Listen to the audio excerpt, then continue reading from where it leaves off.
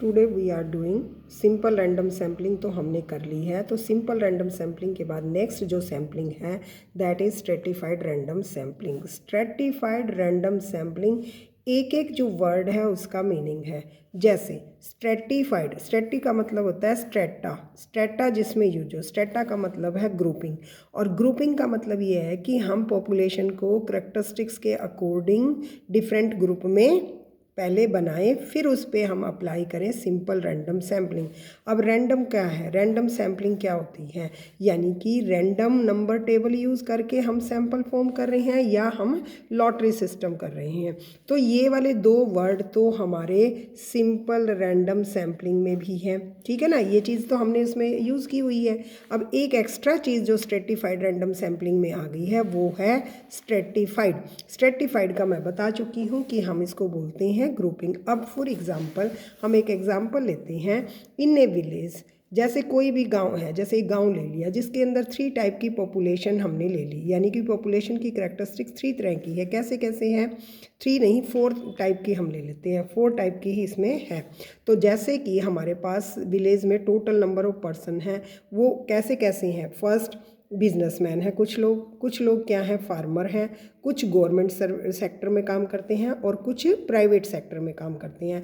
तो इसका मतलब एन को हमने किस में डिवाइड कर दिया, 4 ग्रुप में, 4 स्ट्रेटा में पहले हमने डिवाइड किया है। इसको हम स्ट्रेटिफिकेशन कहते हैं। सबसे पहले हमारा काम है फर्स्ट, यानी कि क्या हम डिफाइन करें, first we divide the N into different strata, then we apply the simple random sampling. This is the stratified random sampling की डेफिनेशन है।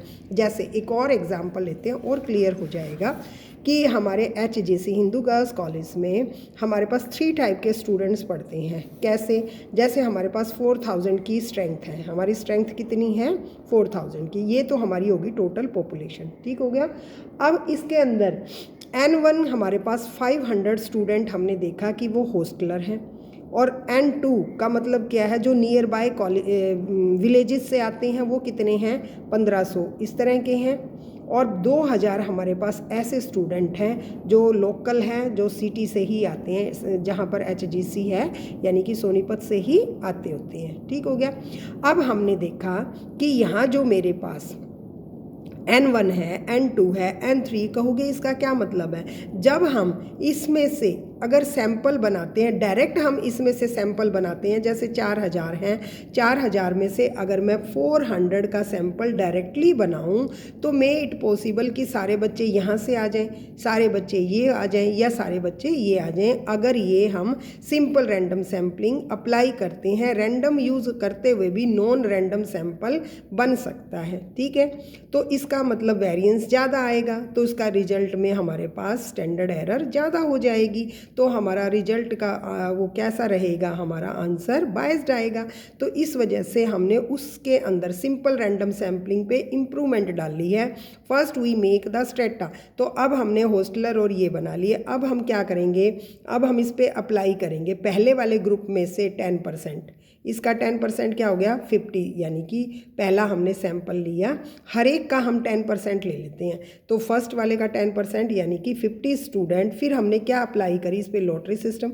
500 में से हमने क्या चाहिए, 50 बच्चे चाहिए, तो या तो हम लॉटरी सिस्टम लगा लेते हैं या हम रैंडम नंबर टेबल लगाते हैं। फिर हम अप्लाई, देखो सिंपल रैंडम सैम्पलिंग अप्लाई की और हमने क्या किया, यहाँ पर 50 बच्चों का सिलेक्शन कर लिया। अब दोबारा फिर हमने N2 ग्रुप में से सिंपल रैंडम सैम्पलिंग अप्लाई करी और फिर हमने कितने बच्चे ले लिए उसके 10%, यानी कि 150 बच्चे फिर सिलेक्ट कर लिए। वो सारे के सारे कौन से हैं, 150 विलेजर्स के हैं, और ये हमारे हॉस्टलर हैं। अब थर्ड ग्रुप ज़्यादा बड़ा है, तो उसमें से हमारे पास 10% हमने फिर अप्लाई करी simple random sampling lottery system, जिसमें से कि हमने सिलेक्ट कर लिया कितने बच्चों को, 200 बच्चों को सिलेक्ट कर दिया। तो अब ये टोटल जो मेरे पास सैंपल बना कैपिटल N में से डायरेक्ट नहीं बना। अब हमने सबसे पहले स्ट्रेटा बनाए, फिर अकॉर्डिंगली हमने क्या करा, सैंपल उनमें से सिलेक्ट किए। फिर अब हम उन सैंपल्स को इकट्ठा करते हैं तो मेरे पास सैंपल साइज़ क्या बनता है, एक एक सैंपल को, यानी कि 3 सैंपल हमने 3 time simple random sampling apply की, और इस तरह से मेरे पास तब जाके क्या आया 400 सैंपल आया। कितने में से एन जो वाई जो है मेरी पॉपुलेशन है दैट इज़ 4000। अब ये देखो यहाँ पर हमारे पास जो हमने किया है, अब ये टोटल देखो इसका कितना है पहले वाले में से। अब एक और बात है कि how we form the stratification, कैसे करें, कैसे हम इसमें से, तो ये हमारे पास यही इशू है कि हमने स्ट्रेटिफाइड रैंडम सैम्पलिंग में पहले पॉपुलेशन को जज किया, देखा कि उसमें कितनी करैक्टरिस्टिक्स हैं, फिर हमने उनके ग्रुप बनाए और फिर ग्रुप बनाने के बाद हमने उसमें सिंपल रैंडम सैम्पलिंग अप्लाई की। तो यहाँ बेटा हमने दो काम किए हैं। पहले जो सिंपल रैंडम सैम्पलिंग में थी तो वाई आई पे हमने केवल ये किया था, ये था वहाँ पर, यानी कि पॉपुलेशन का आई फ्रॉम 1 to 4000 हैं तो डायरेक्ट हमारे पास ये थे। लेकिन नो, अब हमारे पास क्या है समीशन y11। तो इसका क्या मतलब है, ये वो वाली जो पहले ग्रुप से बिलोंग करती है, वो वाली पॉपुलेशन, जैसे हमारे पास 500 है पहले ग्रुप की, तो इसमें हमारे पास क्या है y11। तो यहाँ हमारे पास क्या आ जाएंगे, दो समीशन बनेंगे। अब मैं कह रही हूँ दो समीशन है YIJ। आई का मतलब है आईएथ यूनिट जेएथ ग्रुप में से आई हुई है, ठीक है ना। अब यहाँ पर YIJ का मतलब क्या है, जैसे ये पॉपुलेशन है हमारे पास, इस पॉपुलेशन से ये जो बंदा आया है, ये जो 50 बच्चे आए हैं, तो ये क्या कहेंगे हम Y11, Y12, Y13। तो मैं इसको Y11, Y1 जो पहला ग्रुप है हमारा 2, फिर ऐसे Y150 तक मैंने ले लिया पहले ग्रुप में से, है ना, ये वाली होगी। तो इस वजह से हम यहाँ पर क्या लगाएंगे, डबल समीशन लगाएंगे। एक तो हम लगाएंगे किसका, ग्रुप का I from 1 to K strata, और फिर J from 1 to N YIJ। इस तरह से हमारे पास जो भी हम यूज़ करेंगे। अब हमारे पास क्या है, दो चीज़ें हैं, इस बच्चे की पहचान है। अब जैसे मैं कहती हूँ Y21, तो ये हमारे पास N2 ग्रुप में से आया है और फर्स्ट बच्चा है। जैसे N2 ग्रुप में कितने हैं, 1500 हैं।